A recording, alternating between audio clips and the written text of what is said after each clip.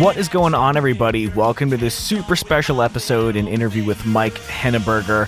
But before we get into it, I want to thank the sponsor of this week's episode, Barry Mia, whose song Better Off you're listening to right now. Barry Mia is a return to the pop-punk sound that stole hearts in years past. Fresh out of Punk Factory, The Blasting Room in Fort Collins, try your best not to nod your head as you listen to a violent combination of banging melodies and memorable vocals.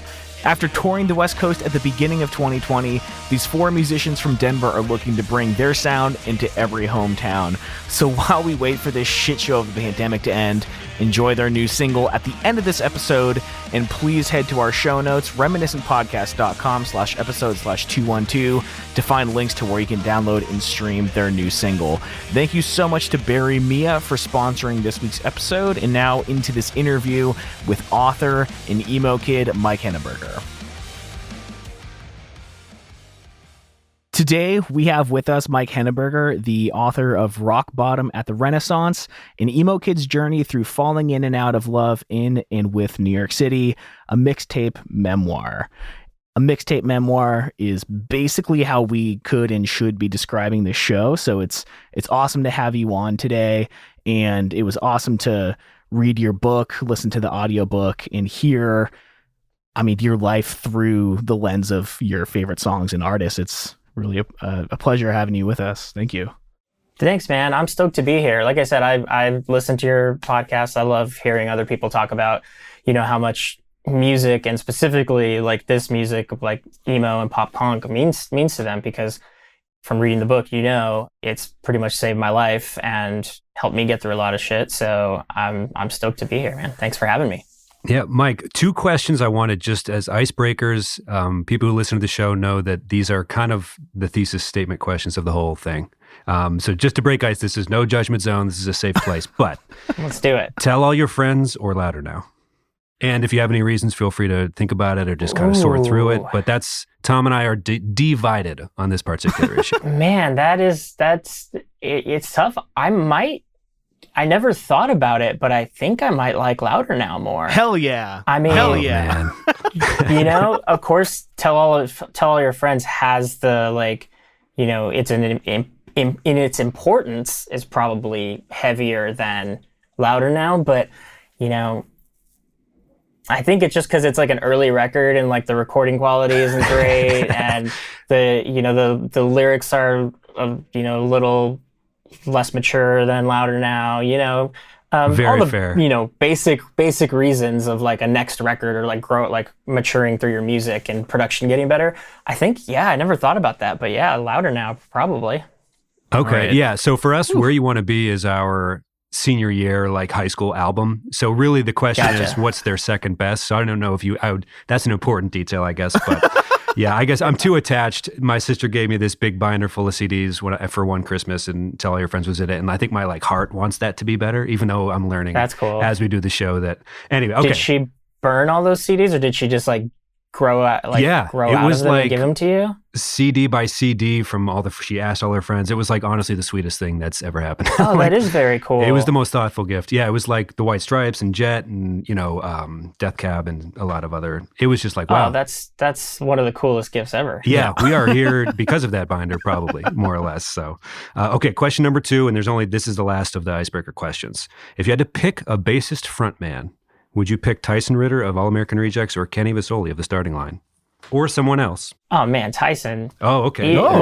Of those two, Tyson he's a showman, and Kenny's great, but it's been forever since I've seen them. But, he pretty much sticks to the job, but Tyson is like a showman. Like the dude got a staph infection from sliding around on stage, he was a rock star. And he's great and he's hilarious too.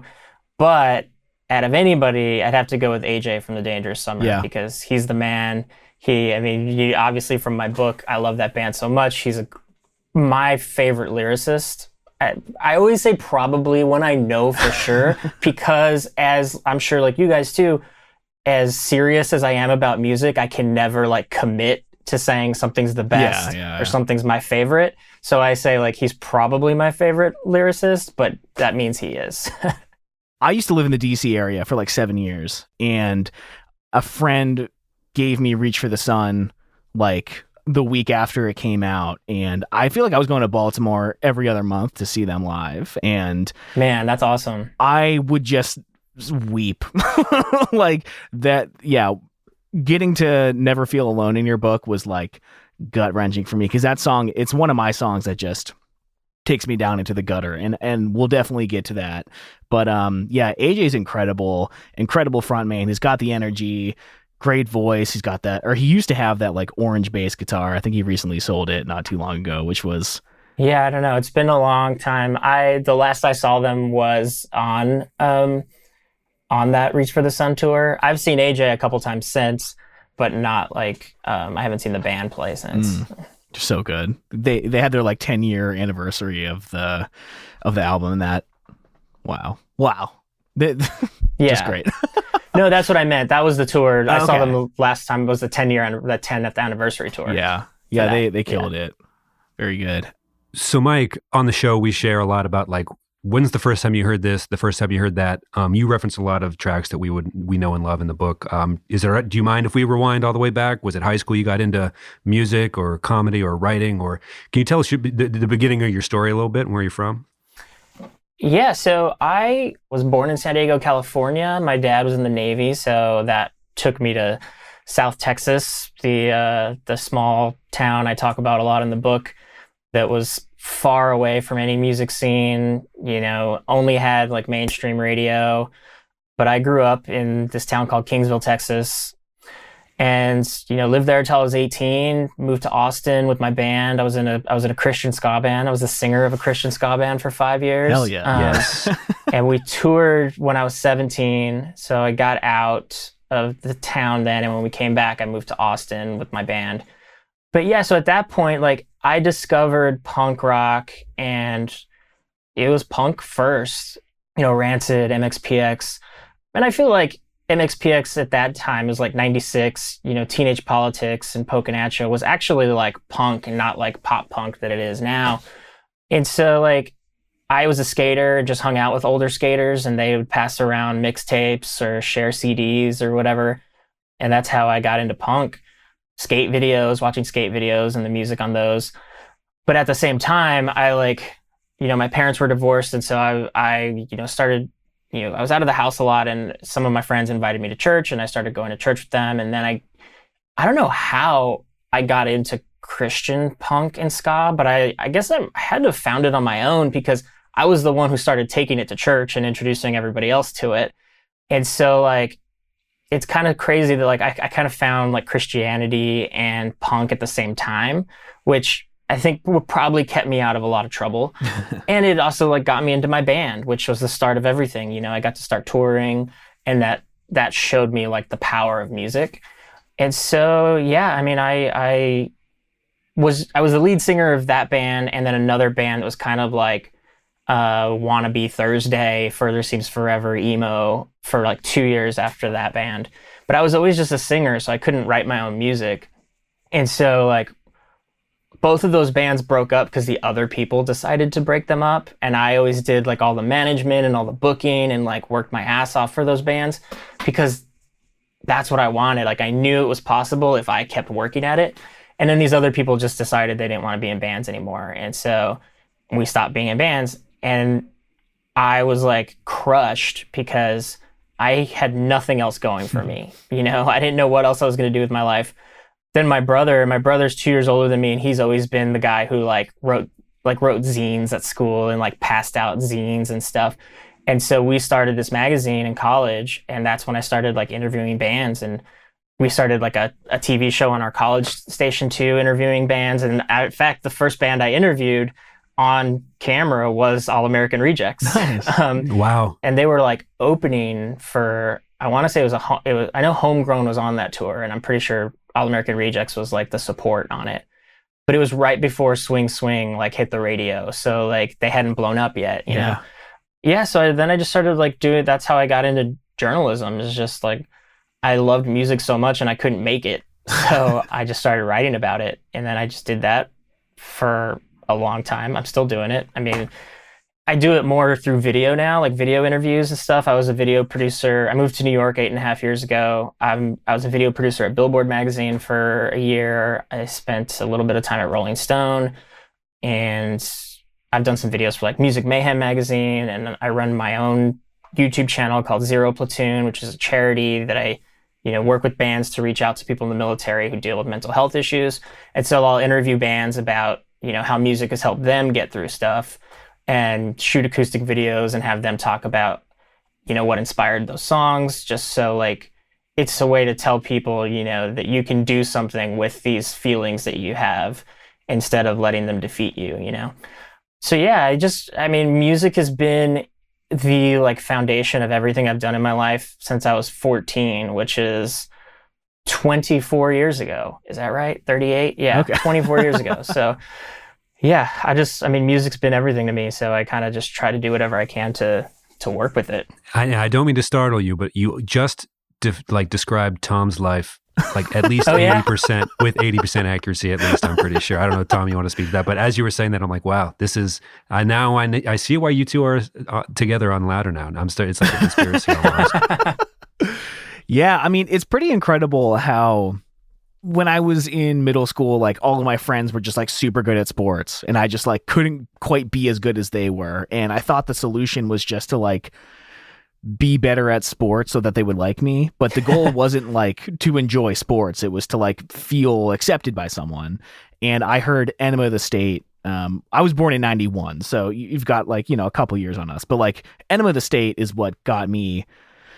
It changed my life. It was like, I don't sports. Like I've never liked them. I just wanted to hang out with these people, but like music is it, right? And all I cared about, and still to this day, all I really care about is music, recording it, writing it, enjoying it. And Pat and I met in 8th grade. We started a band. We were a band for like 5 years all through high school, and that's kind of like, it gave me friends. It gave me a sense of purpose. And, I don't want to sound like too dramatic because I never really went through that much hard stuff in my life. But like, if it wasn't for this sense of purpose with music, who would I be? Would I be here today? Like it gave me, a life worth living. It's kind of how I feel. Well, no. And I know like my book is pretty rough of like the shit I was going through at that point.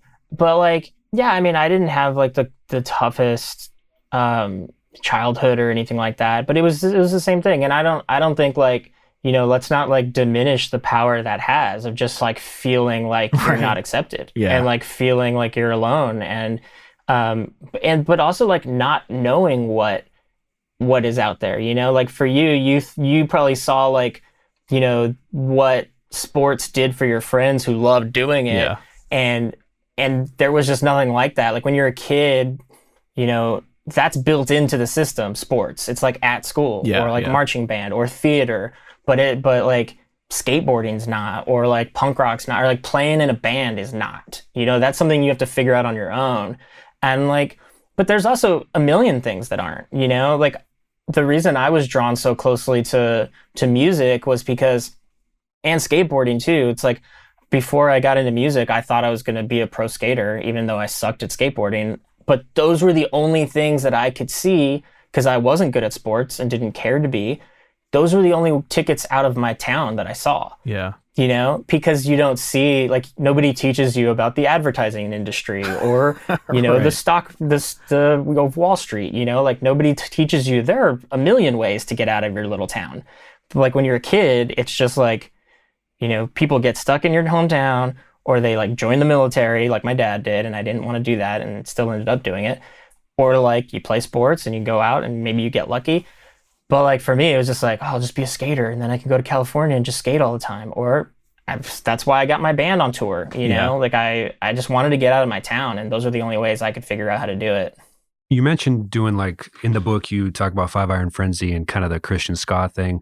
Was there a genre or an album? Tom mentioned Enema of the State. Like, was there an age or an album where you were like, okay, things are starting to click and make sense. At least I need this to be a part of maybe who I am or what I'm doing, or, was there an album that was there for you at a certain moment? Yeah, I mean, I think it happened immediately with like punk rock in general, but like the first taste of that for me was MXPX's Teenage Politics. And it just spoke to everything that, exactly that. Like, just want to ride my skateboard, just want to play my bass. Like, that's a line in a song on that album.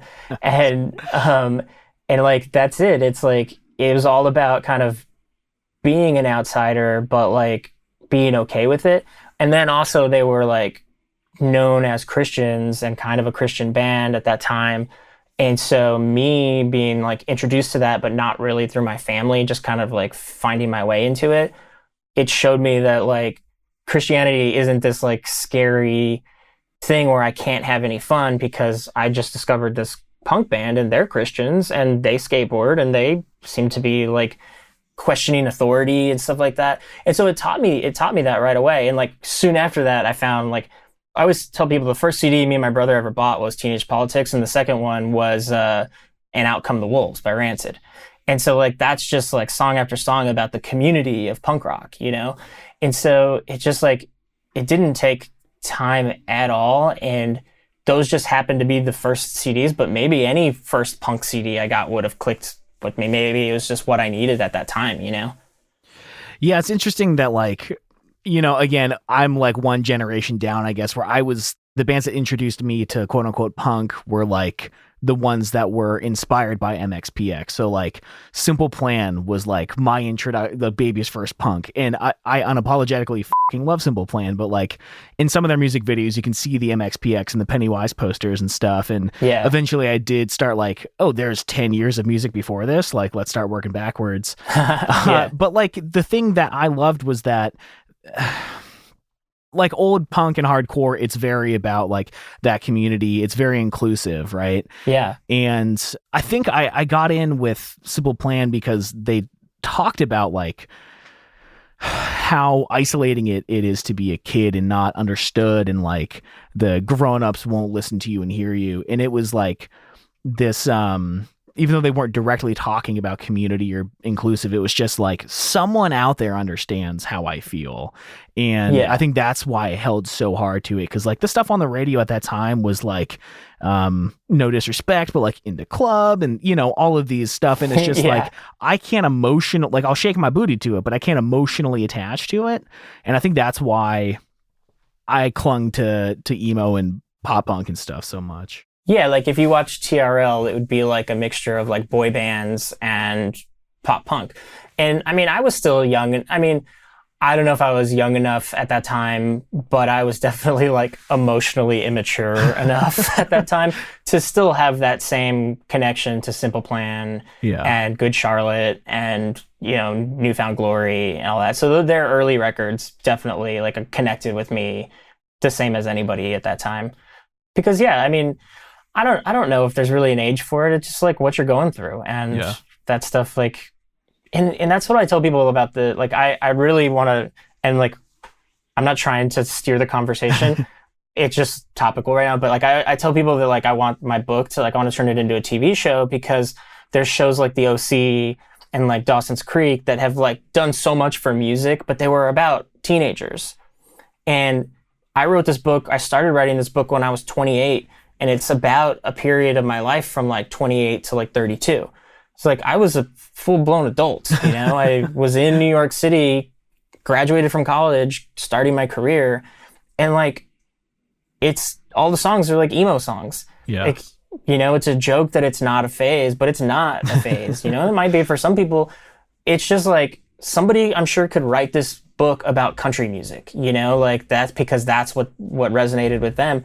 And there's no age for it, man. There's no age for Simple Plan. It's just like where you are in life. And I was at that place in life in my late 20s that these songs, were speaking to me still. Yeah. One of the songs that the Mayday Parade chapter towards the end, Brand New's on there and stuff. You might have a unique perspective on this. Like we started this show, like, I don't know if it was like a lofty goal and we haven't not stuck to it at all, but the 2000s were generally like pretty odd decade. Maybe it's just every, I don't know, generational infighting, whatever, like, oh, ours was the weirdest decade. Remember that? Remember this? Nostalgia is insane. But you grew up on MXPX and stuff and got to see the transition and ended up liking a band like Mayday Parade so much to include it in a book like this. Yeah. So Tom and I are very like, reluctant to call ourselves hardcore. Like we'll joke about ourselves being posers. It's like, oh, well, is the neon era too soft? This and that, like we try to get out of people, or like, we know how emo kids feel about stuff. Do you have a perspective from someone maybe only a few years older as to like, did it get weird and strange from the perspective of someone a little older, or was it all just good? And like you said, emo kids are emo kids. I mean, I think honestly, the people who fight about that stuff online, because I'm in a lot of like Facebook groups for like emo kids and pop punk groups and stuff, and there's so much, like most of the conversation is gatekeeping and people like like having those arguments. I think those are all like, I hope they're all like really young people, because I don't remember being that way when I was young. I never because I also never felt like I was an authority on anything, I grew up in this small town that didn't have a music scene. So I'm nobody to say what's punk and what's hardcore and what's cool and what's not. Like I'm nobody to say that. So I'm definitely not one of those people. I hate when people do that, I guess. I mean, actually, I just ignore it, and yeah, I don't think anybody, like, music is subjective, and all art is. So it seems so stupid for someone to think their opinion matters that much. It's like, even when I do music journalism stuff, I just like talk about what I like about things. I don't say what, like, it's good and you're stupid if you don't like it. Right. Yeah. So yeah, I don't know, and I would love for MXPX to do another record like Teenage Politics, because I feel like kids need that, I say, like, there was this old music festival back in the 90s called Cornerstone. It was a Christian music festival. It was huge. It was like Christian music. You went? Oh yeah, I was really into like the Christian, the Christ core, Rise core stuff back in the day. Gee, I could never get there because I was poor and in South Texas, and it was up in Illinois. But it was this huge, for those who don't know, listening, it was Lollapalooza for Christian punk and ska and metal and hardcore, and it was amazing. And I have this theory of like, it was stuff like that created Christians like me who are liberal, and then that disappeared. And then we're talking about like MXPX came from the Christian music scene. Under Oath came from the Christian music scene. Like so many good, Anne Berlin, which had like huge mainstream success for a while, came from the Christian music scene. Switchfoot, which had big mainstream success for a while, Christian music scene. And it was all possible, and it was like the at least the country was okay with like allowing good Christian music out into, even like you listen to Good Charlotte and there's Christian, like they'll mention some Christian things in those early records anyway. And so like, I feel like there was this period in time, because you asked like if I noticed a time where things got weird and changed. I look at like society now and how there are still like young kids who are super Republican and I'm not like saying Republicans are all racist, but like who are like super Republican and racist and homophobic and Christian, and that's how they defend their homophobia. Mm-hmm. And like they just hate other people, But in my generation of like teenage Christianity, we didn't have that. Like we weren't hateful. Like we were like inclusive. I would not have gone to church ever. Yeah. If they had not been inclusive, because it just took friends inviting me there. And then like everyone encouraging me in there. And so like there's something weird that happened. And I think unfortunately it's because of bands, the representation of punk rock being softer bands like Good Charlotte and Newfound Glory and Simple Plan and Yellow Card and stuff like that, that kind of, maybe affected that. But I would love to see like, some like punks come out with authority, and if you're going to gatekeep anything, gatekeep, tolerance and gatekeep acceptance and gatekeep inclusivity, Yeah. Tom and I feel like we're on the defensive a little bit, maybe just within ourselves, and we're just all in our own heads, and, that's the human experience or something. But it seems like there's been this shift where Green Day is kind of like the tipping point, where all of a sudden they got so good at it that people like had to tick. It's kind of like U2 being this huge stadium band. Oh, we get to hate them now type thing, where it's like, okay, Green Day's bad now because they're so good, and everybody inspired by them is bad. And that's the decade we grew up in. So it's like, oh no, we're not allowed to like any of these bands. So like being this brand of 2000s kid became like something. I think that's why we started the show, I guess, was just like, and why we were drawn to your book when your publicist approached us, because we were like, someone wrote a book about the stuff we like. It's like, it was so exhilarating to be like, there's a whole chapter about Mayday Parade. This is incredible. Validating for sure. Yeah. Oh, that's the perfect word, Tom. Validating. Like, I guess we can finally talk about your book, because that's what you're here to do. I guess we've wasted enough of your time, but oh no, I don't care. I'm here to talk about the music, man. I love getting that chance, and I mean, we rarely get time to talk to anybody now. Yeah. Because well, I don't see anybody. How did this come about? You said that there's like a TV show waiting to be made. We all like these songs that are in the book. Was this a flash idea that came to you all of a sudden or over time, but was this just waiting to happen for you in your own head? You said you were 28, or you want to tell the story of that a little bit? Yeah, it happens exactly how it happens in the book. Like, if you read the book, like, it's being written as you're reading it. Right. Yeah. And that's definitely like how most of it came together in that weekend in a hotel. It came out because the girl I wished was there with me was not there with me and didn't seem to want to be. And I don't know, I've always been a writer, and, like I say in the book, like at that point in my life, I had kind of stopped writing things that were important to me. Like, I lived in LA for a couple of years, and I was doing a lot of screenwriting while I was out there, and like nothing that got made or anything.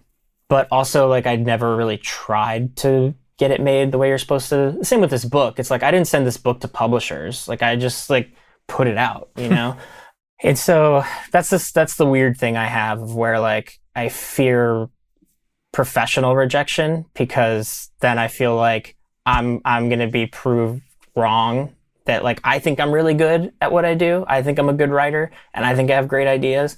But if somebody at like, HBO says this sucks, then Right. I'm going to have my feelings hurt or something. And so I just, or like somebody at a major publisher, like if I got turned down as much as people say you do, I'd probably be like, man, maybe I suck. And then maybe this book never would have gotten out, And so like, I'd rather just kind of, and it's stupid. It's so stupid, because I don't know how to make a real TV show on my own, and I'm going to have to get over that.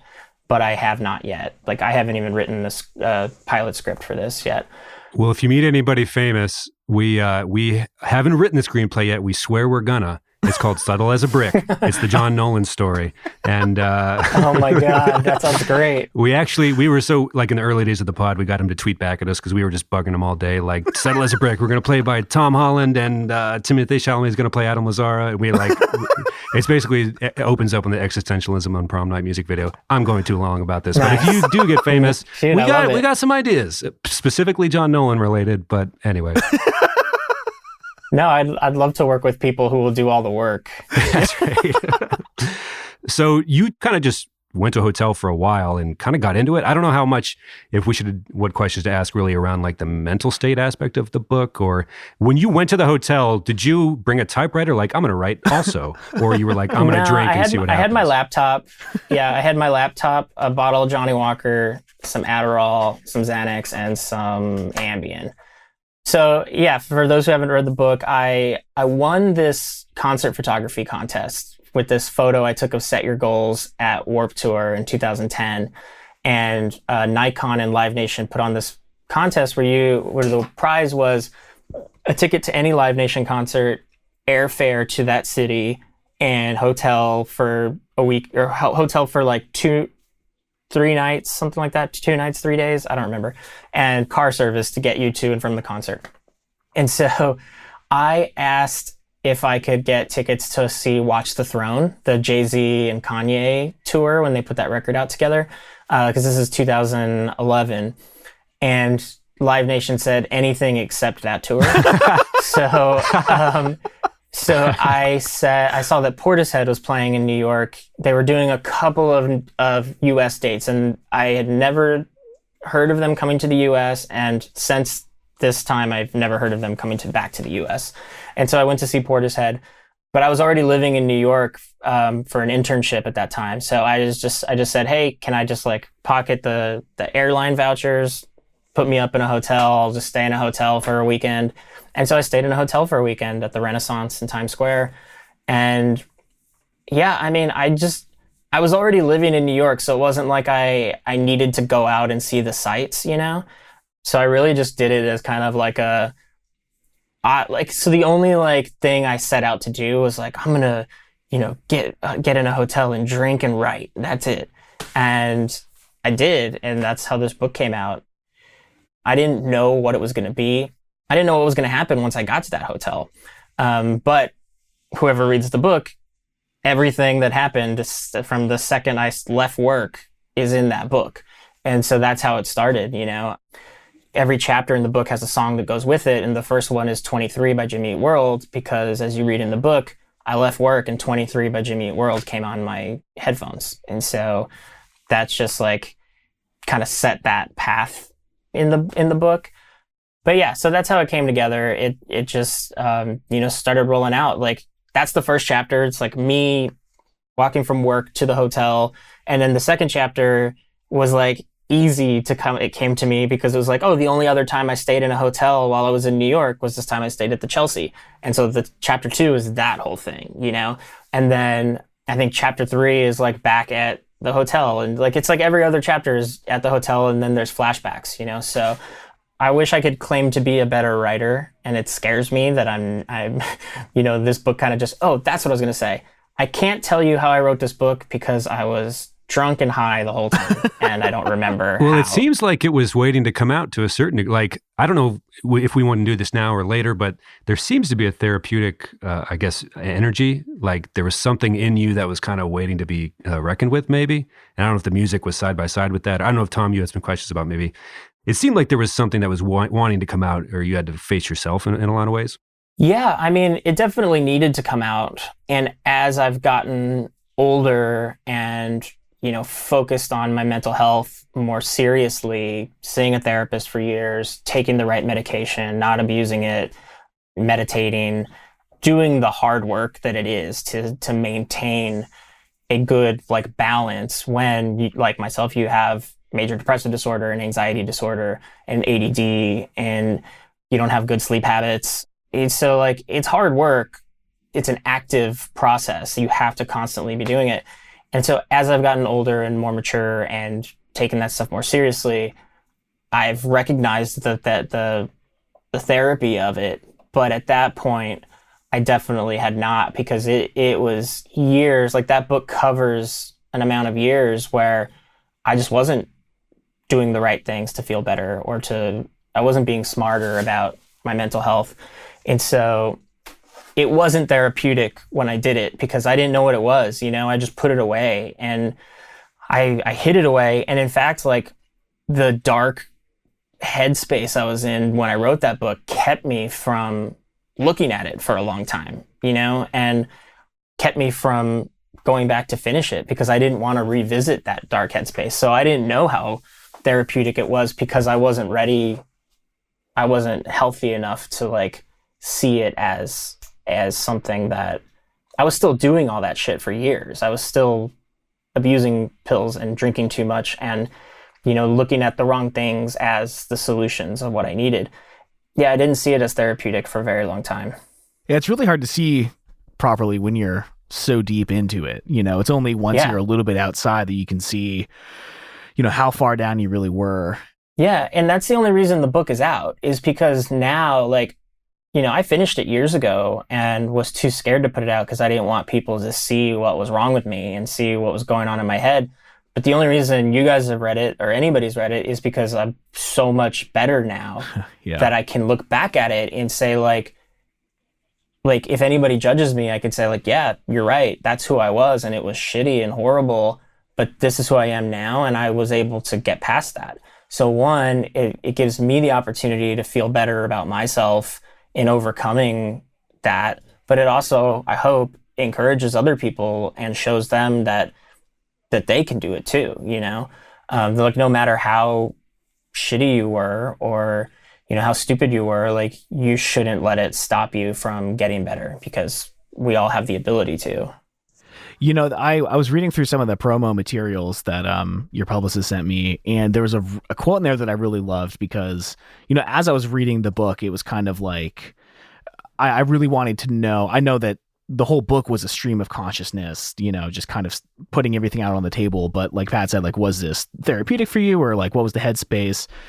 You pretty much summed it up in like one sentence on here. There's a quote from you. You might not get that much hope from reading the book, but you get it from me still being here and putting it out. And it's like, you know, just kind of opening my closet, showing you all the skeletons. Like, this is where I was, but I'm here now and you can too. Like, I think when you really, really let people into where you were, you know, they can really, truly understand that, like, you can still make it out. Exactly. And that's, you know, what I try to tell people too, is like, I say that this book is like an old Bayside album, or like the Dangerous Summers early albums, you know, because those are dark, and like Bayside's early records are really dark. But even if they sing about suicide, they didn't commit suicide. Yeah. You know, they decided not to commit suicide and instead just write songs about it because, and keep going, you know, and that's like what this book is. It's like, I wasn't as consciously decisive about that because I, in the book, talk about like 3 or 4 times I almost died because I was careless and reckless. But like, you know, we have Alkaline Trio songs, and we have Bayside songs, and we have Dangerous Summer songs that touch on this darkness, but they're written by people who decided not to let the darkness stop them and decided to turn it into something and keep going, you know? And that's what I hope people get out of this. On the show, we talk a lot about, well, we did the Ohio is for Lovers music video episode, and we got into a little bit of a, I guess, debate, you know, about would I have known about cutting, for example, if I didn't listen to this band? Like, straight up, would I have even known what the concept was? And then we talked about the Wonder Years Upsides that came a few years later, and how we kind of needed that when it came out, because it was like after 8 years of just putting ourselves through the most potentially dangerous lyrics ever. You mentioned High Fidelity in the book, and we aren't the first people to ask what came first, the music or the misery or whatever. But you kind of touched on it briefly there. Like, it seems like you have a view that the music can be beneficial and isn't harmful. But is it more complex than that, do you think? Or is that something you thought about while you were revisiting some of the stuff you wrote? I mean, I definitely didn't think about it. And I mean, I don't think it can be. Yeah, I don't know what I think about that. Oh yeah, it's not a yes or no. It is I mean, we go back and forth every week. Yeah, again, like me now, more mature and more like emotionally and psychologically healthy, definitely see music as something that can help you get through anything, because that's how I view it, you know? But back then, you know, I mean, this is going to be a different, like, it doesn't matter what I think on this, because it's going to be different for everybody. Like, as I talk, and this is why I love doing podcasts, is because I talk things out and I get to like learn things myself. I think I've always viewed music as something that could help me. That doesn't always mean in a good way. You know, sometimes I at least back in the day, would listen to music because I wanted to be sad. You know, there are certain songs that I knew would just make me sad, you know. But that's because that's what I needed, you know, at that moment. And so that's a help, I think, to me. But like I was saying about MXPX, you know, it helped me understand the balance of like being punk and being Christian in a small town in Texas, you know. And so, like, I think music is entirely helpful if you have the wherewithal to approach it that way, you know? But, I mean, I understand if you don't, because when I wrote this book, I didn't. You know, I didn't see that the songs I was writing about in the book should be telling me to stop doing things that are going to kill me and just turn it into something, but I was still doing things that could have killed me, you know? So... Yeah, it's tough. I mean, we talked about it a lot on that Ohio's for Lovers episode, and I don't think bands have a responsibility to anyone or anything. Like, it's just their art, and, you know, maybe this is strictly therapeutic for them. It's just like, at what point is it not helpful as a listener to just be like consuming this type of music that keeps you in that place? Like, what's on the other end of this? Like, is the music keeping you in a spot? Because, You talk about, an album as a mindset to both the artist when they wrote it. It really shows like where they were as people when you understand the themes of the album, thinking of the Wonder Years with even back to Get Stoked on it, and the Upsides, and hearing their progression as Soupy like wrestles with his own mental health. And I know at that time I was just becoming old enough. I was 19 when the Upsides came out, and just like cognizant of like, mental health and trying to see the world through the eyes of people around me, and seeing other people's like mental health journey as they discovered the albums, and, kind of feeling, I guess, validated, but also like being given their permission to talk about these really taboo subjects of mental health and suicide and depression and anxiety. And I think we just concluded like neither of us even know what we're talking about, so should we just stop? Like that's kind of where it ended up. Well, but that's the thing, is that like, who does know what they're talking about? Like you could see 5 different therapists and you'll get 5 different answers of what to do. Like, who really knows what they're talking about? I've got a great therapist now because what he talks about, it actually makes sense to me, and like he's helped me a lot in that sense. Like, he doesn't tell me this is how it is and this is what's good and this is what's bad. We talk things out and we figure out, like, it's basically the same as what I'm doing now with you guys. Like, I get to talk things out, and that's how I learn about me and what works for me. That's how my therapist helps me. But I've had several therapists that sucked, and I just didn't work for me. And so, like, none of us know what we're talking about, but I think it's important to have these conversations because that's how we learn. And, like, we're going to disagree on some things, and that's okay because now I know what works for you and what works for me, But yeah, like, listening to those albums and like, I also write about in the book about like the persona of songwriters, you know? Yeah. And so like, who knows how serious those bands are. So that's another reason to like be very careful about how serious you take music, because if you love this band and they're singing about something like Gaslight Anthem sings about listening to the radio, like, they're probably not listening to the radio that often. And like, I'm sure Taylor Swift has had some great relationships, she just doesn't tell us about them. Yeah. And like, so like, there are personas that they have to stick to.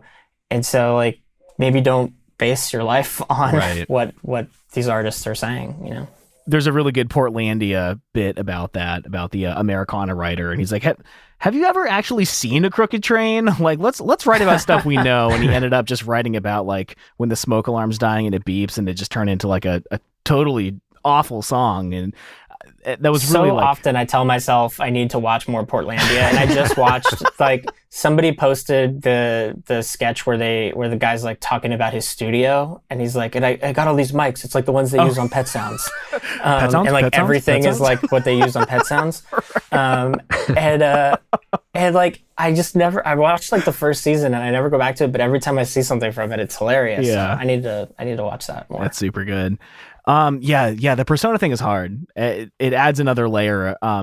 Speaking of like Christian, bands, and by the way, I was wrong. I went to Scream the Prayer in Cleveland, not Cornerstone. Oh, okay. Although one of our hometown heroes, Still Frame Sky from Erie, Pennsylvania, where we grew up, they played Cornerstone one of the last years or the later years. I really wanted to go, but yeah, too far, not enough money, whatever. Yeah. But so I was really into church and metalcore and stuff, and our church's youth center brought Attack to like their little youth center. Wow.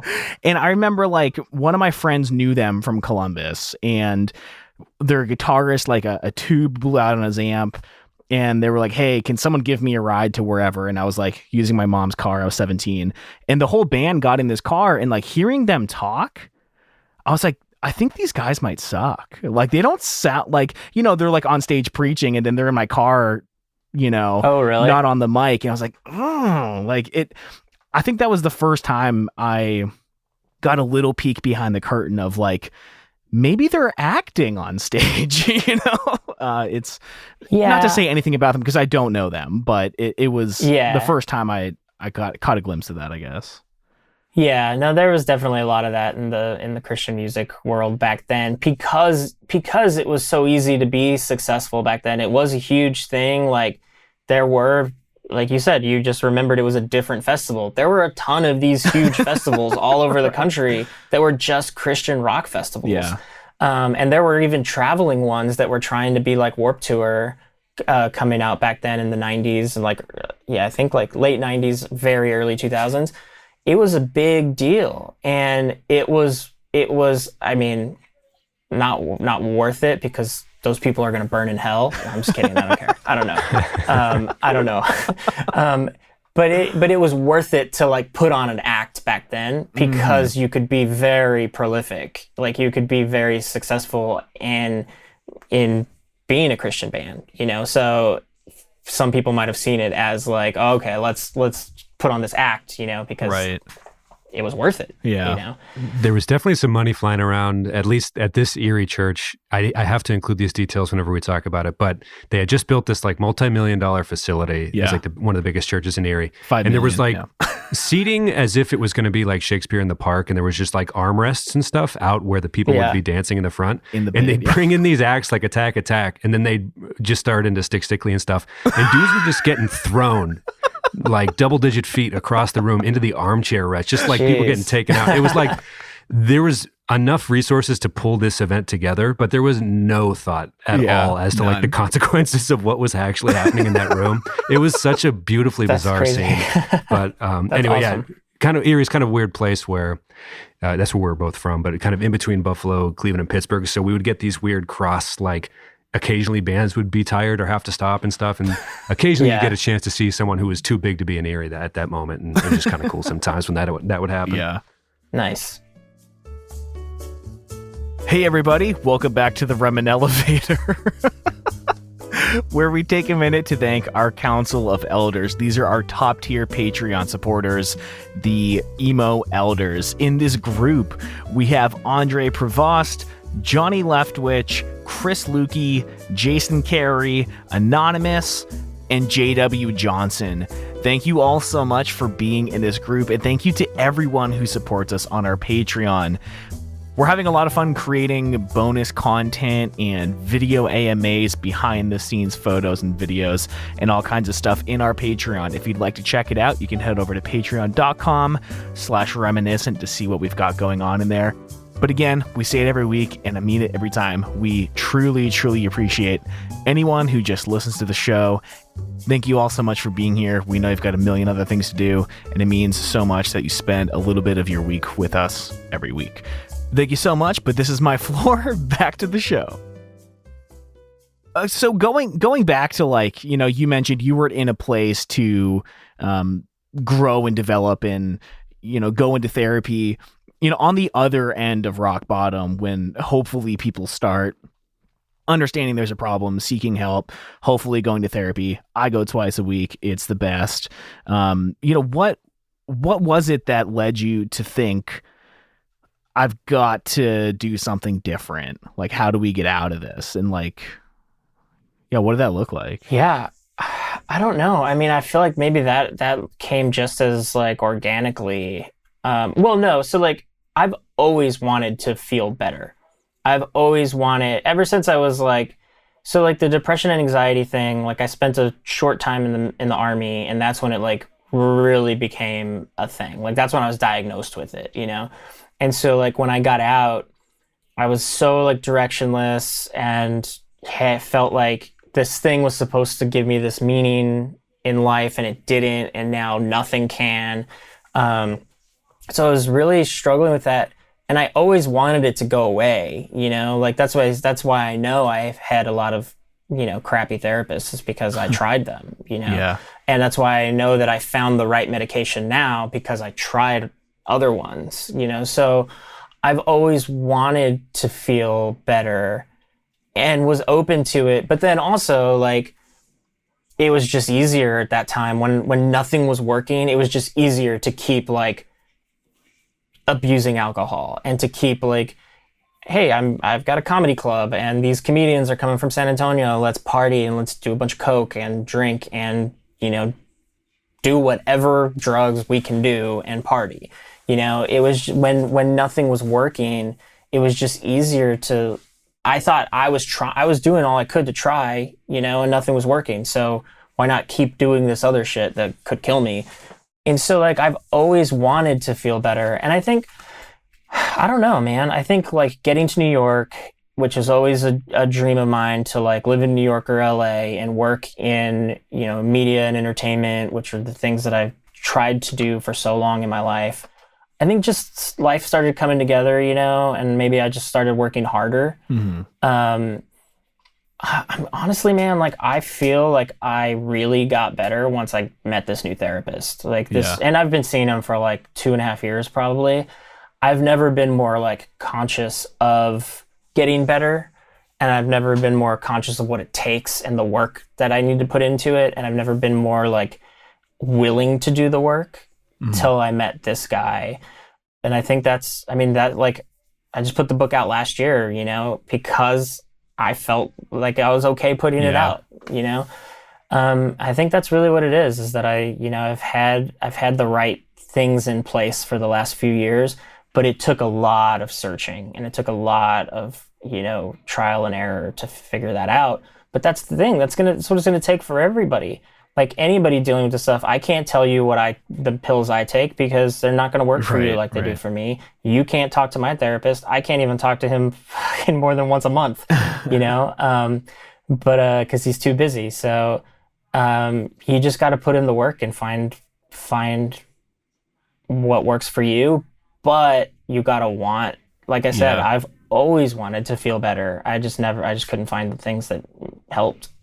That feels like a pretty like heavy, just single sentence, like I had wanted to this whole time, you know, like to me, that just kind of took me back when you said that, like, I guess I never thought about it. Like, we deal with emo stuff, emo themes, emo this, emo that. And it's almost like, not that it's glorified necessarily all the time, but maybe a little. So it's like to hear you say like, oh, we're all, most of us want to feel good. You know, it was just kind of like hit me like a ton of bricks when you just said that, like, you know, I don't know, that's such a simple realization, but it's so nice to think that, like, yeah, we do want to get to the other side of things. No, I know. And it's something I've never said. Like, I've never realized that, like, I was trying for a long time until it finally started working. Yeah, I didn't realize that because, like, I was still abusing alcohol, and I was still, like, if there was Coke there and my friends were partying, I was going to do it, you know? But, like, even in the book, it's all about me thinking once I meet the right girl, you know, that's the solution. Mm-hmm. You know, that's why I'm in so much pain right now, but it's not true. Like, I was in so much pain because I have major depressive disorder and anxiety disorder, and I wasn't doing the right things to feel better. You know, like my up brain at that point was telling me this girl is what it's going to make your brain feel better and make you feel better. And it's not true, because now I feel better and I didn't get that girl. I got a way better one, you know? Eventually. It's definitely a theme in the music a lot. Yeah, no, it is. But yeah, like that's the thing. The only thing that makes you feel better, I think, is the work that you like. Yeah. Putting in the work to get to the thing that makes you feel better. Yeah, and I saw there's tons of resources in your book, and I know you've done a lot of like charitable things. You donated a lot of the profits from the book to these different charities. I thought that was really nice too, because it's especially like starting with that and then, you know, kind of feeling some of your pain through it. Like there was clearly a desire to want to help people to like either not get to where I was or not have to stay there. Like there is hope. There's a way out. Like you said, you gotta want it. It sounds like you probably need, you know, someone to help you along the way and to point you to the resources that you need. And I mean, this book could definitely be that for people, I guess. Yeah, I mean, and I even want to, you know, not to just shoot that down or anything, but like, because I don't want people to wait for the person who's gonna guide them to it. Like, sure. Yeah. I didn't have that. Like the reason I see my therapist once a month is because I go to the VA, and you know, which like I haven't had a lot of issues with, but like notoriously the VA is horrible for veterans and they don't, you know, take care of you the way they should. I've been fortunate enough. The one here in New York City is great, but I only get to see him once a month because that's all the VA can handle, you know, and he has like a private practice where he's too busy to see me more than that. And so like, I've had to do it on my own, you know, Okay. I had to keep going. Nobody makes me go to the VA. Like, nobody helped me find this guy. That's why it took so long. Yeah. Because I had a lot of bad ones at the VA who just like talked to me for 10 minutes. You feeling okay? Medicine's working. All right. See you next month. You know, like I had to want it, and I had to like, and who knows? It doesn't matter how much bad I wanted it. It just so happened that like my bad shrink at the VA like broke a hip or something and wasn't in for like months. And so they passed me to this new guy. Wow. And that's just how it happened, you know? And so like, I don't want people to like, yeah, it's great if you have somebody guiding you. And there are resources out there. Like you can find somebody to help you because there are resources out there, but don't wait for that because who knows what can happen between now and then, you know? And yeah, I want people to like know that it takes work and you can't just wait for somebody to do it. I might have died if I kept waiting for somebody to help, you know, come up to me and say, hey, I know the way, it's this way. You know, that's not going to happen. Yeah, it's a hard process, man. It's really hard. You really got to want it. It's and a lot of work. there are a lot of resources. And I try to say all the time, like, even if you just go on YouTube, man, like, search on YouTube, like, meditation. Search on YouTube, like, affirmations. Like, I watch, it sounds cheesy as shit, and you don't have to tell anybody you do it, but I used to watch, like, motivational speakers on YouTube just to, like, get me going in the beginning of the day, you know? All like, the time. Like, that's, dude, all the best things that make you feel better are the cheesiest things. So just get over it and do it. Like, I thought meditation was stupid and cheesy, and I started doing it, and it's the best thing. Like, it helped so much. Yeah. I think we're taken aback a little bit just because, you know, when we got the email that you were even interested in coming on the show, we were like, well, it's a break from our normal programming, but we do want to talk about this. And then you just put everything that we've been wanting to say for a while so well and plainly that, you know, it was like, I don't know. I don't want to switch gears off of it too abrasively or anything, but I did want to address, like, man, that was all the questions I had because that was well put. I think is what I'm trying to say. So, well, no, and that's one of the reasons I wanted to, you know, talk to you guys too, because like I figured we relate on a lot of things, and I mean, like, look, you guys are probably like 10 years younger than me, and then there are people 10 years younger than you who are still listening to all this stuff too. Like, this music is appealing to such a wide demographic, you know, and we all go through the same things. It's like, what sucks is that when you're a teenager, adults say like, yeah, every teenager goes through that. Yeah. And then when you're in your 20s, you know, your early 20s or whatever, it's like, yeah, well, you're just starting life out as an adult, and like every adult goes through that, you'll get over it. And like, I wrote this book when I was 28, you know, and I'm 38 now. And like, just because I feel better doesn't mean I don't break down sometimes. I still break down occasionally. Depression doesn't go away. So like, I love that we get to have this conversation, because I'm sure the people who listen to your podcast are all over the place in age, you know, and like, it's something we should all relate to. And I hope those who are much younger are listening and, you know, taking this as like something that's not necessarily going to go away when you hit 25 or when you hit 30 or when you hit 35. There's no age. Like, it's all about like how you're approaching what's going on in your life, you know? yeah, I always expected there to be like, you know, oh, adulthood has arrived. Good thing I get to switch over to this mindset. It's like, I still feel 17. I still listen to From Under the Cork Tree weekly. And, you know, it hits a little differently now, but not much, for sure. Honestly. So it's like, man, it's been the same movie the whole time.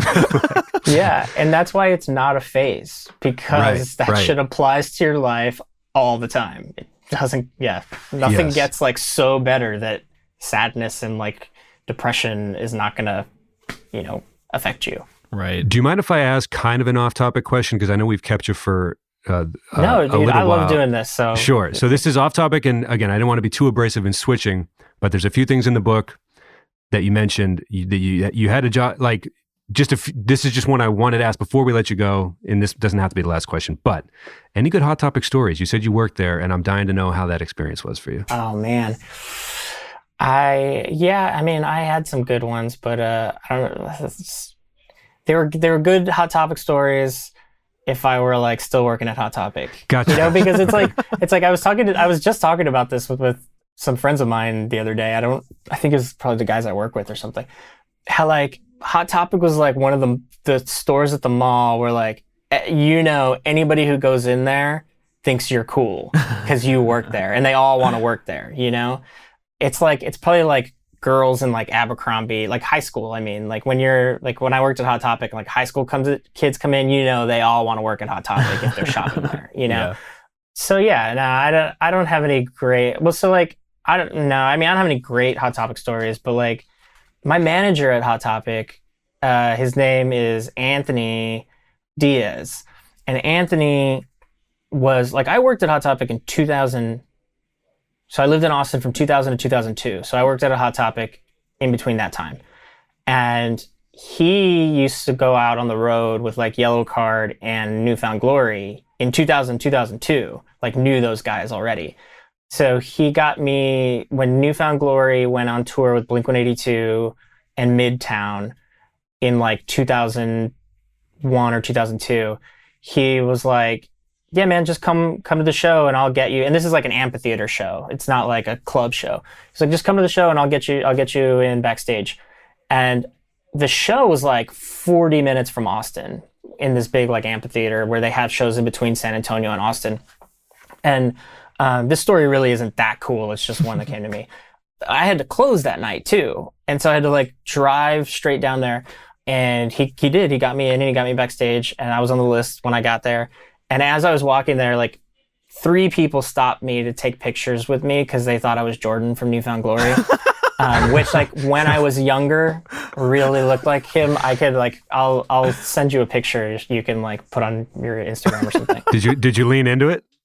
Oh, totally, man. Totally. Now that you say it, I totally see it for sure. Yeah.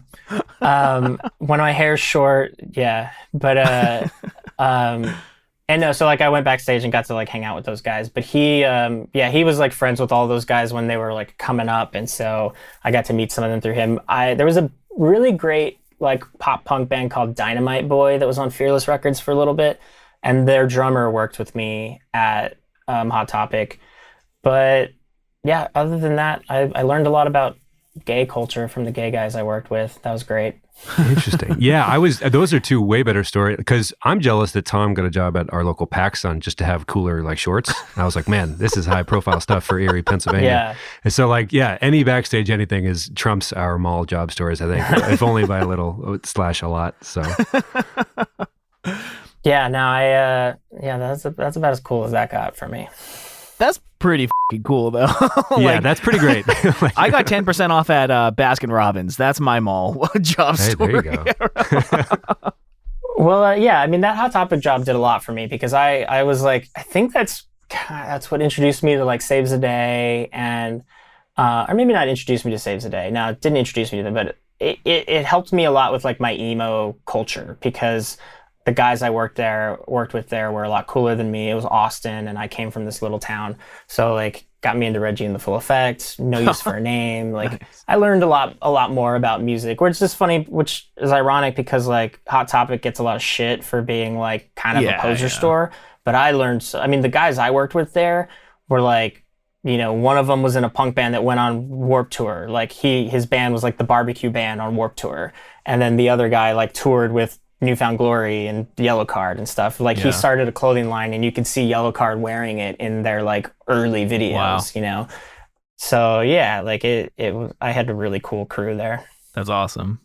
Yeah, today, or this week with the games, or last week, I guess, with the GameStop stuff going, I saw a lot of people tweeting about like, is Spencer's Gifts, is Hot Topic, are they traded publicly? Let's save them. Yeah. I was like, yeah, I'm hype about this. I will definitely hold the line for Hot Topic. They did so much for me. Oh, for sure, man. I need to look into that one.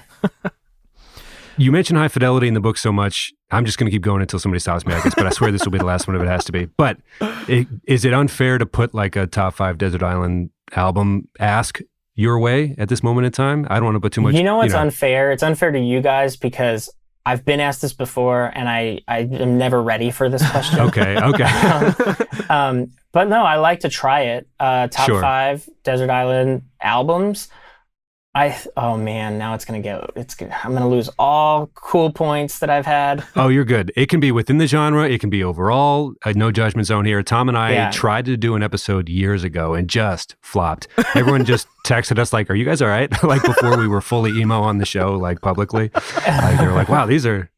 I think you need to it always needs to have the disclaimer of like, I'm not that serious about it. Like here's off the top of my head now. Here's what I think. Here's why I'm going to lose any cool points that if I've gotten any, which is fine because I've never really had any. But the 2 that most easily come to mind are because of how embarrassing I'm not embarrassed by them, but how like they don't really fit. Taylor Swift's Red. Yo. Is a great record. Oh. Yes. And I've told Gabriella, my publicist, because like, I don't know, like in the first few podcasts I did like 6 months ago, I somehow always managed to talk about Taylor Swift, and I was listening to a lot of Hamilton at that time.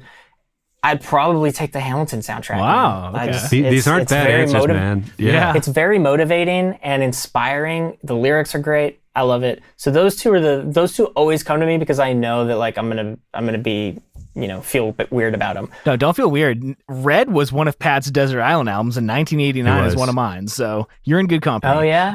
Tom bought Nice. one of the bomber jackets, the sequin ones, for his when he started his own podcast editing company. I own 3 of them though. Yes. Like from the man. 1989 World Tour. No, I legitimately worship Taylor Swift, so it's okay. Oh yeah. Oh, I got one too, man. I got one of the autograph ones. I got all the vinyls. I got all of her magazine spreads. Oh my god. So something I'm doing once the audiobook comes out is I got like all the guys from Bayside to sign copies of the book. Oh, cool. Tyler Posey, who read the audiobook, He was great. signed the book. Yeah. Did you get to pick him, by the way, or? I did pick him because MTV's Teen Wolf, right? For those who. well, dude, have you watched it?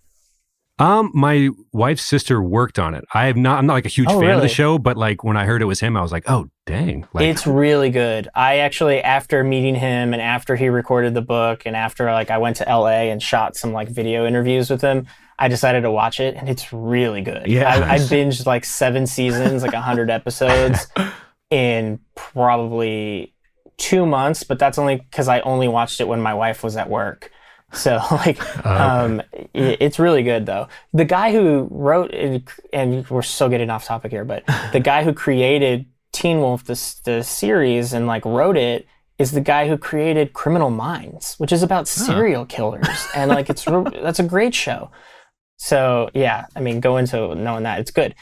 But so Tyler Posey signed this. Matt Hoops from Reliant K signed these nice. books. Chris Carrabba signed them, and I have 10 copies of the book, 10 posters, screen printed posters that all those guys signed as well, that I'm going to auction off for charity in March, April. Sick. And that's why I got the Taylor Swift CDs too, autographed CDs, because I'm going to auction off those. I actually just ordered 2 foil posters. Jimmy Eat World's doing these Phoenix Session concerts, and they have these signed foil posters that they're selling, or they were selling. I don't know if they still are. So I ordered 2 of those so I could keep one, but also auction one off too. So I got those Taylor Swift autograph CDs to auction off, which I'm going to do once the audiobook comes out. Nice. Yeah, the audiobook was a really interesting experience because you sent me the paperback, which thank you so much for that. It's really beautifully produced.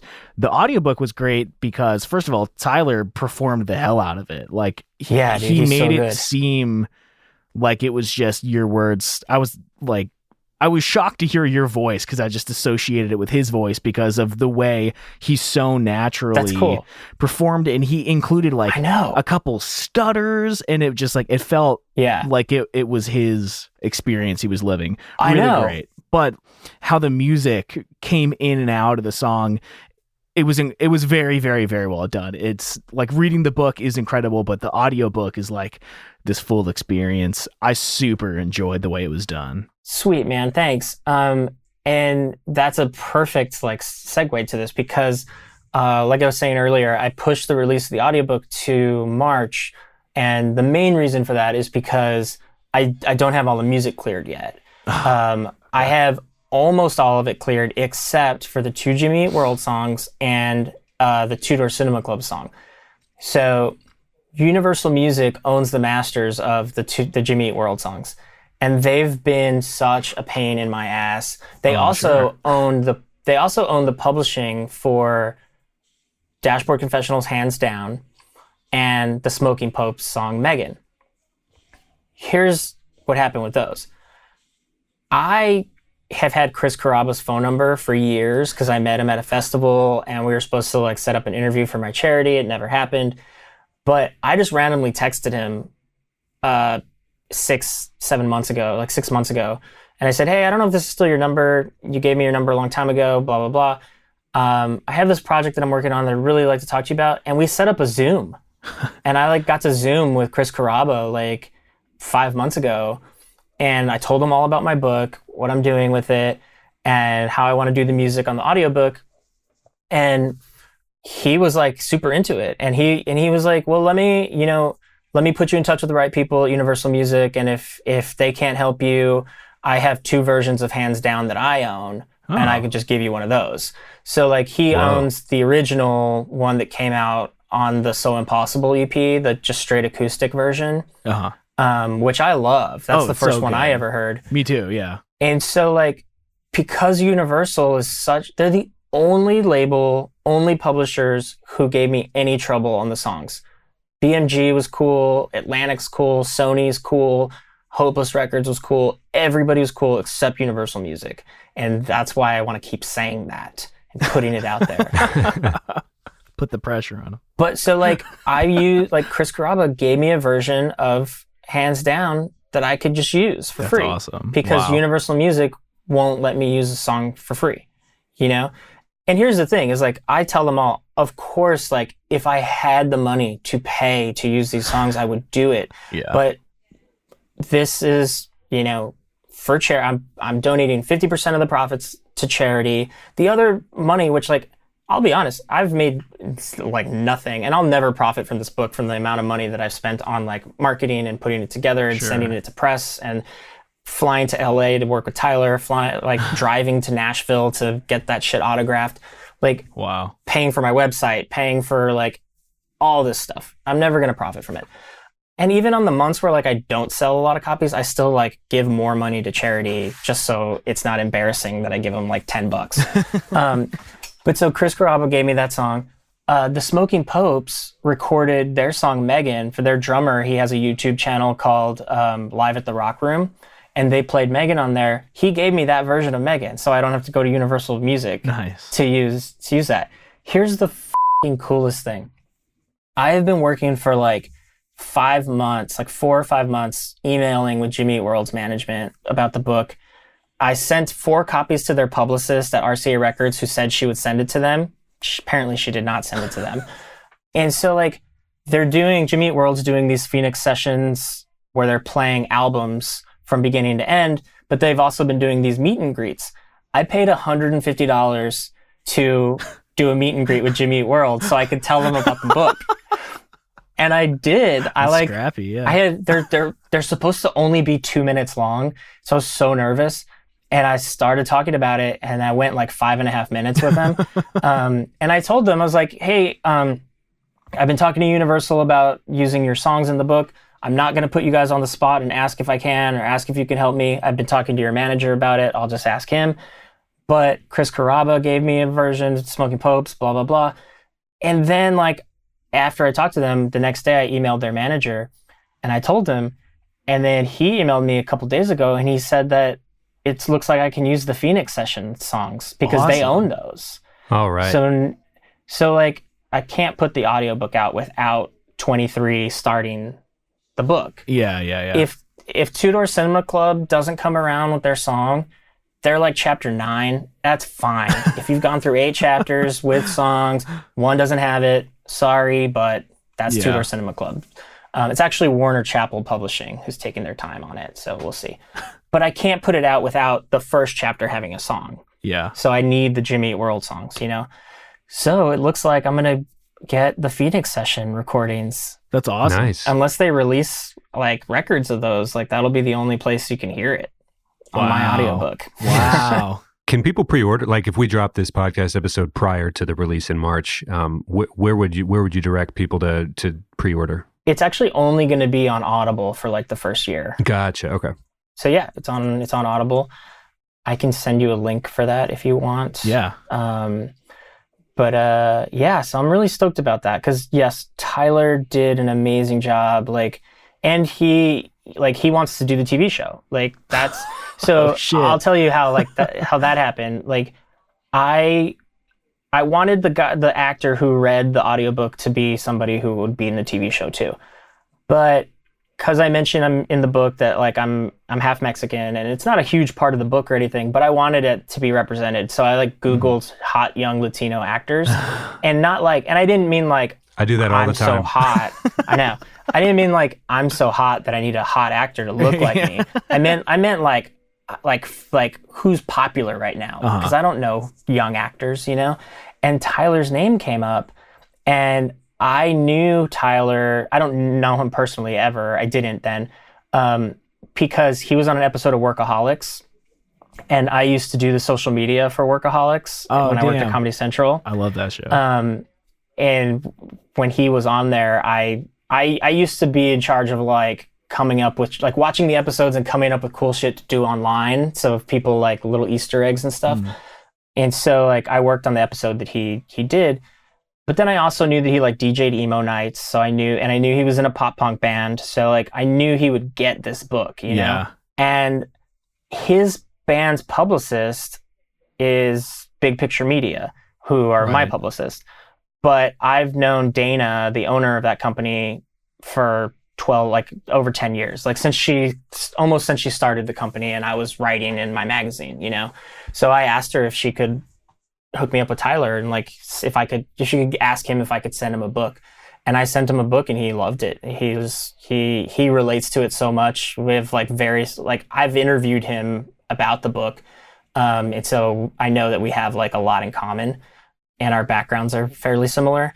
You know, I've been acting since I was 6 and I played J-Lo's son in a movie also. What? No, I didn't. Oh, I was going to say.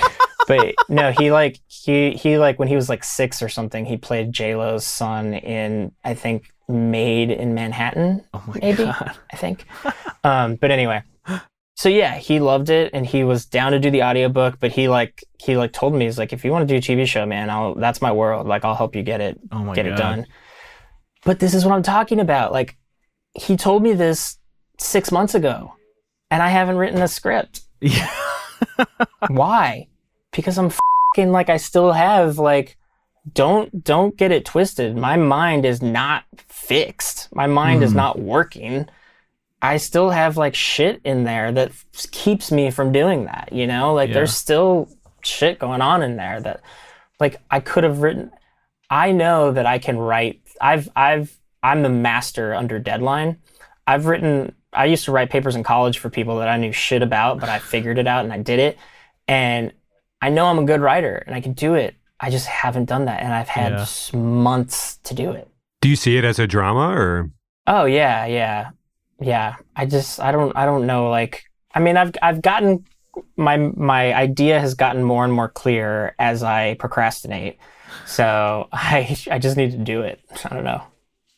Well, if it has anything to do with the Mayday chapter in particular, when you're visiting the workplaces of, I think Amber was one of the her or she's at the time, that it was like, damn, I'd watch this TV show for sure. So if it ever happens, if it's anything like what's in the book. Oh yeah. The that's high octane stuff, man. It was hot and heavy there for a minute. I was like, oh, I know, come on. man. I was rooting for you and everything. I was like, Amber sounded like that was a fun chapter, man. With the Mayday in the background. I was like, this is hitting. It's 11 a.m. I should have saved this for like it's like on a work day. I'm like getting emotional at my desk. Like, oh man, should have picked a different time of the week, but it was good, man. Yeah, the one where I smoke weed on the way to the Five Iron Frenzy concert. Yes. Well, I was listening. You were in like a span of 10 minutes. You referenced Five Iron Frenzy and all this stuff. I'm like, I still like we said at the start of the pod, but I can't believe this book got written. Like we've been doing this pod, kind of like finding other people who are this into that stuff. I'm like, yeah, man, Farsighted rocks super hard. Yeah. Well, that was the thing, is she was singing like that record. And I was like, that's like kind of a record where people got lost from. It's like, I don't know that record as well because it was like the later stuff, but I still love that band so much. I'm rocking their new record now. But yeah, nice. no, they're great. Yeah. All the love stories, man. Yeah. Well, it was a good ride. Yeah. It's crazy how many similarities there were. Like we both have stories of like running to a girl's house, getting there, and then just being like, I can't do it. They're just like walking home. Like how we've all lived the same life. I think every emo kid is the same. Well, see, that's what I like. That's what I tell people too, is that like, there's nothing in this book that's so strange or weird or unique. There's nothing unique about it at all. It's like, it's just because I wrote a book doesn't mean that there's something different or like that you need to read it because my story is going to be so different that like I put this book out myself. Nobody like read it and said, oh, this needs to go out because no one's ever heard anything like this. All of us have lived this. Like it's just like falling for the wrong people and letting that get to you too much. And all of us go through that, Well, even the themes of like, am I the bad guy? Like there's a little bit of that in there where you're like, oh, yeah. Damn, I'm the asshole here. Like kind of wrestling with that, but all the songs are telling you that you're the victim all the time. You're like, no, it was interesting kind of listening to the book and being like, yeah, there's some conflicted stuff there too. Like you can't always be the victim. Just like it's a numbers game at that point. Like sometimes you're not going to be, but yeah, it is interesting. Anyway, I don't want to give away too much, I guess, but it's interesting to kind of put those songs to what your own perspective of them are and everything and all that. Yeah, no, I love hearing that, like hearing from people too about, how they've related to it and stuff. Like people have messaged me online or like it's come up on like some of those Facebook groups that I've been in. And that means so much to me because like, yeah, I know that like, I just put a book out, like everyone has these stories and it's been able to like bring people out to talk about it too, or like people told me they feel more comfortable talking about it and stuff like that. And that's the most important thing to me about it. Absolutely. Oh, that's awesome, man. Before we wrap it up, is there anything you want to mention that we haven't got to or? No, I mean, if it sounds interesting to folks, grab a copy or, just follow me on social media because the audiobook's coming out very soon. Hopefully a TV show will be made someday about it. I have to keep saying that too, because I need some like fire under my ass about it. So I need somebody to like, I know I just said, don't wait for somebody to help you to point you in the right direction. But I get it. Sometimes you need it. Well, we'll say this: Subtle as a Brick is coming. It's one of these days. If we're gonna write that at some point, so you got to beat us to the. That's not scary at all. But oh yeah, no. If you guys Subtle as a Brick's coming, first, baby. Yeah. I guess I can consider myself under the gun.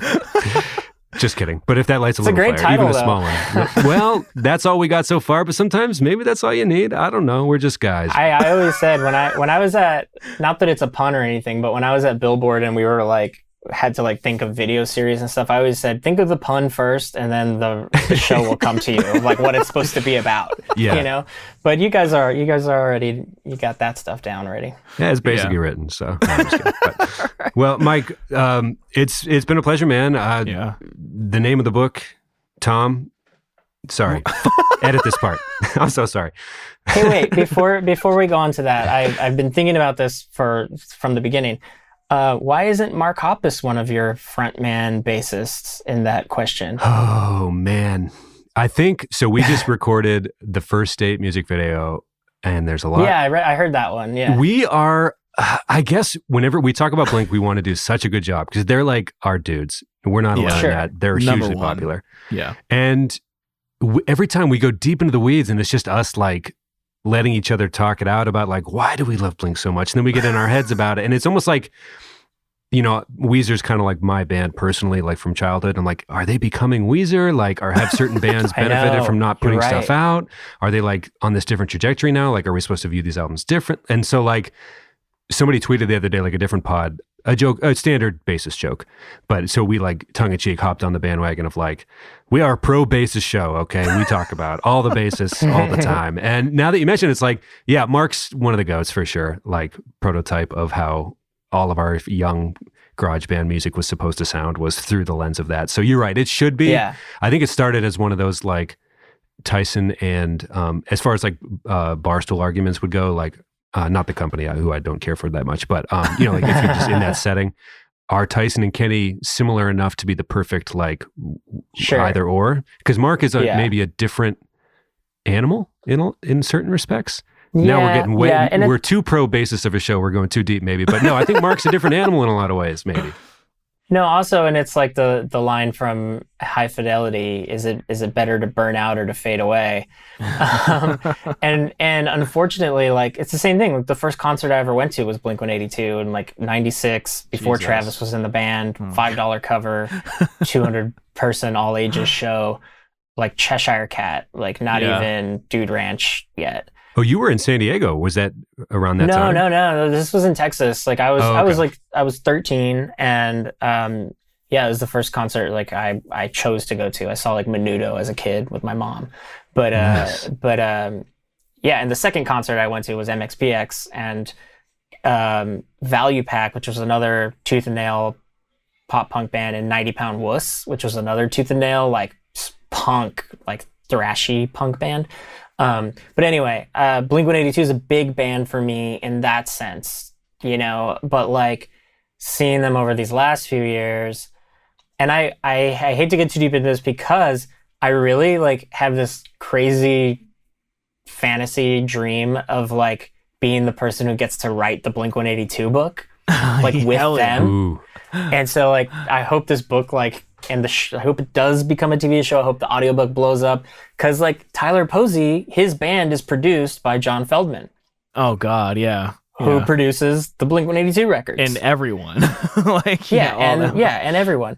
And so like, I'm not that far from them, you know? But yeah, like I have this idea for a book of like my next book, hopefully maybe, of like Blink-182 as a metaphor of myself, like growing up, of how like, you know, because at one point they like broke up and then they got back together, but then that album Neighborhood or whatever it was called, like wasn't that good. Then now they're kind of now they're kind of just like, they're kind of having, they had like a midlife crisis with like Californication, and they started seeing a new guitarist, but also like going back to the immature lyrics, and like, you know, I loved Self-Titled. That's like one of my favorite records, because they were growing up with me, and then they just stopped. Yeah. And so like, I went to see them on the Lil Wayne tour, and I was just like, it made me sad. And it goes back to talking about persona. It's like, they're still trying to do this persona from 20 years ago or 15 years ago. Like, it's okay to grow up, you know? Yeah, I remember having a bit of a mini, not like a crisis, but I was sitting there watching them on that Skiba tour, the first one in Pittsburgh. Day to Remember opened for them. And I remember just looking, like I started, like they opened up with the opener, and I was just like, you know, dancing. But then after the first couple songs, I'm like, this isn't it though. And I just, for the rest of the show, after like a minute or a song and a half, I was just staring at the stage, kind of thinking about what was happening instead of enjoying it. You know what I mean? I was just like, man, I'm not the age I was when I first heard them. And Matt Skiba's on stage. This is just, I don't know. It hit me weird, man. It put me in a weird funk for the rest of the day. It's a very weird feeling. And like, I saw them at Riot Fest, and then like a couple months later or a month later saw them in Brooklyn, and it was the exact same show with the exact same banter and the exact same every word spoken in between songs. Wow. Every little commentary slip of Mark, just, it was exactly the same as Riot Fest. And like, I've gone on tour with bands, and like with my charity, and spent 6 weeks on the road with people, spent 4 weeks on the road with people, and they don't say the same thing every night, you know? Yeah. Like, you don't have to like change everything, but it's like scripted. It's like a scripted show. And it just made me like one of the biggest things about punk is like the authenticity of it. And it was the complete opposite. But that's what made me think of this whole metaphor. It's like, I work in video production and I make shitty local commercials for Spectrum, the giant cable company, you know? And so like, I kind of have to go out there and like half-ass things that I'm not like proud of the work I do all the time, but I give my clients what they want, even though they may not, you know, want the best thing. So I feel like Blink-182 is this great metaphor for like growing up and eventually having to sell out just so you can like keep doing what you love in some form of it. I don't know. Well, you can come on this open invite to promote that book on this show when it comes out for sure. Yeah. Well, it was really, again, really, really awesome talking to you. It's crazy, the similarities, the parallels in our lives. You know, one last thing, you know, I produce podcasts for a living. I like one of them that I do. The rest are like, I don't even think they like them. It's just content. You know? Sure, man. And that's part of growing up, unfortunately. Yeah. You know, you gotta make money. You gotta have a job. Yeah. And you know what? There are worse lives to live. There are. I don't want to complain too much. For sure. We close out every show with a song of the week. It doesn't have to be something that's like a new release, but it's usually an exercise for us to like not just listen to Take Off Your Pants and Jacket every day. Yeah. Is there anything you've been spinning lately that has been exciting you? Yeah. This is surprisingly easy for me. Brian Swindle's music. He's the singer from Have Mercy. Okay. And he released an EP maybe a couple months ago now, but it's like 3 or 4 songs, and it's also released on AJ, the Dangerous Summers record label. Oh, cool. Molly Water Music. So they released the new Dangerous Summer record, and they released Brian Swindle's record. Like that's all they've released so far. I mean, they're new, but like, if you love Have Mercy, you should check out Swindle's new record. It's called Burst. And it's just great music. It's got 3 songs on it. I'd say just listen to Burst if you gotta go one song, but it's 3 songs. Listen to the whole damn thing. It's good.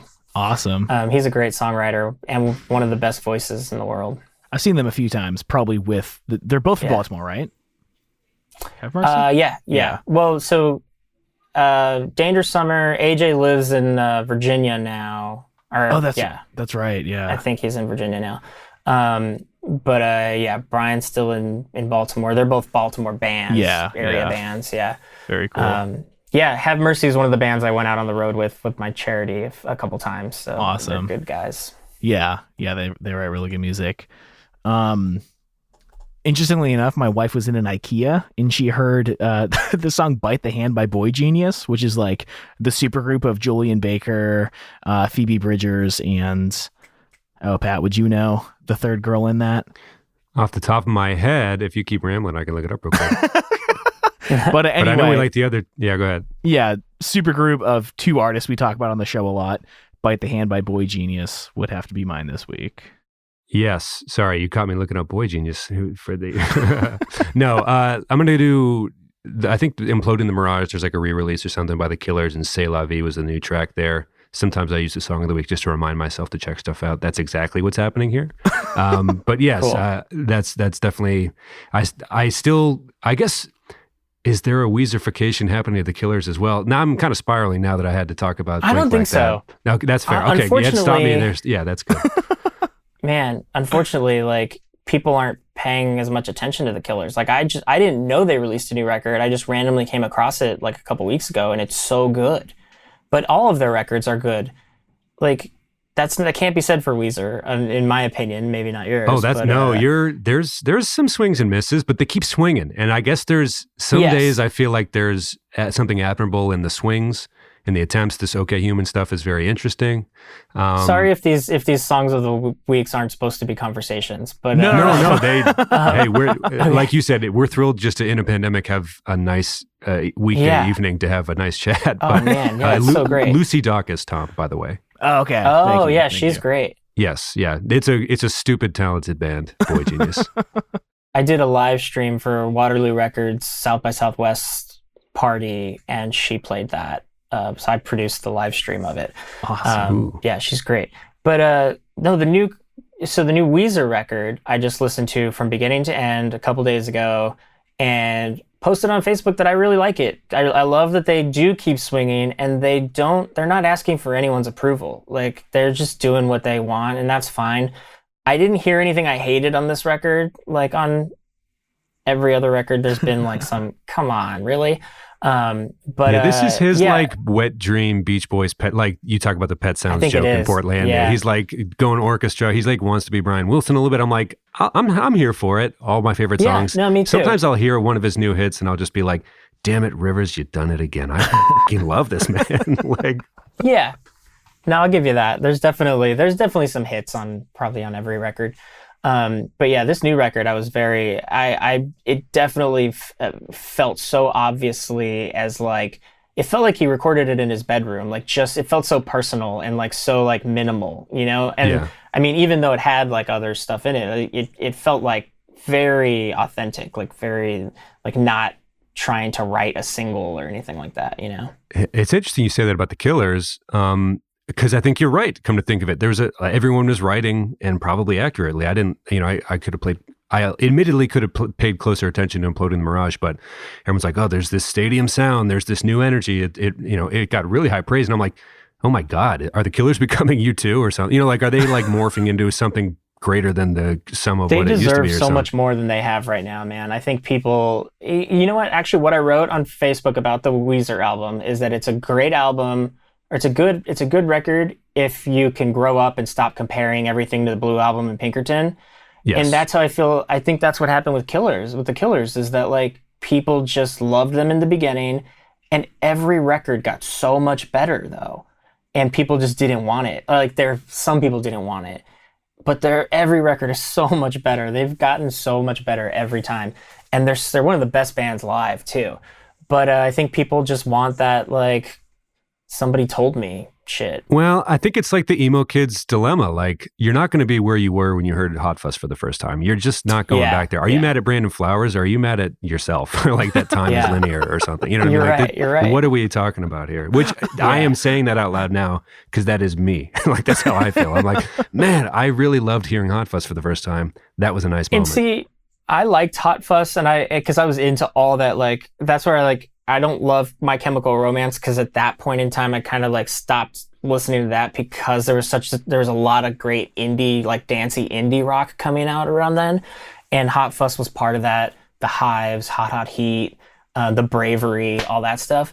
And like, I liked Hot Fuss, but just as much as everything else, and so I didn't like worship the Killers, which is probably better for me because that's given me the ability to love everything else they've done, you know? Interesting. Yeah, I could definitely see that. We were the age where we went the MCR route. Whatever that divide was, we do not talk about the Strokes or White Stripes or Killer. Like that. The Hive stuff is something we could definitely talk more about on the show.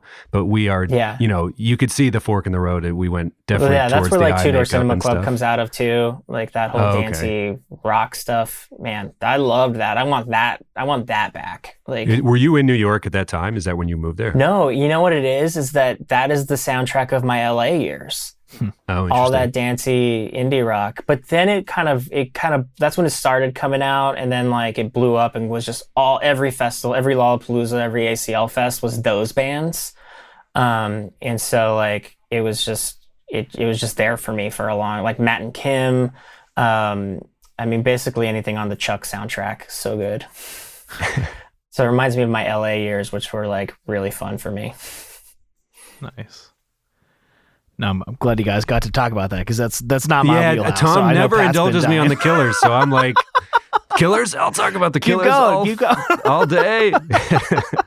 Yeah, dude, just spend some time, Tom. Go like put on like the Bravery radio station on Spotify. The Bravery is one of those good bands. Or Hot Hot Heat radio station. You'll hear some good stuff. I'll do it for you, but not for Pat. Well, that's the thing is on the show, we're like, Tom, we got to do this music video. And he's like, is it in the niche? I'm like, the niche. We got to talk about this, man. If we don't do a Hot Hot Heat episode, I'm going to cry. I'm going to call you and just cry over the phone every night. But no, anyway, that's a little too much inside baseball for the show. But I also, this is actually a true story. The laptop I'm using to record might die at some point. So I think we might have to actually pull the We're plug. coming on 2 hours. So, Yes. Let's do it. I will say the name of the book one more time: Rock Bottom at the Renaissance, an emo kid's journey through falling in and out of love in and with New York City, a mixtape memoir by Mike Henneberger. Mike, it has been a genuine pleasure, and everybody go check this book out on Audible. Yep. Links in the show notes. Thank you so much, man. Really appreciate it. It was awesome. And All right. All right. Talk to you later. Love you all. Bye. See ya. Yeah, have a good one. Thank you all so much for being here and listening to this awesome interview with Mike Henneberger. We had so much fun talking to him. And please, please, please check out his book, Rock Bottom at the Renaissance. All of the links are going to be in this week's show notes in your podcast player or at reminiscentpodcast.com/episode/212. And please make sure to stick around for Barry Mia's new single, Better Off, which is going to start right after this voiceover. Thank you all so much for being here. Thanks again to Mike. Had a lot of fun. I hope you enjoyed it. We'll talk to you next week. Love you all. Bye.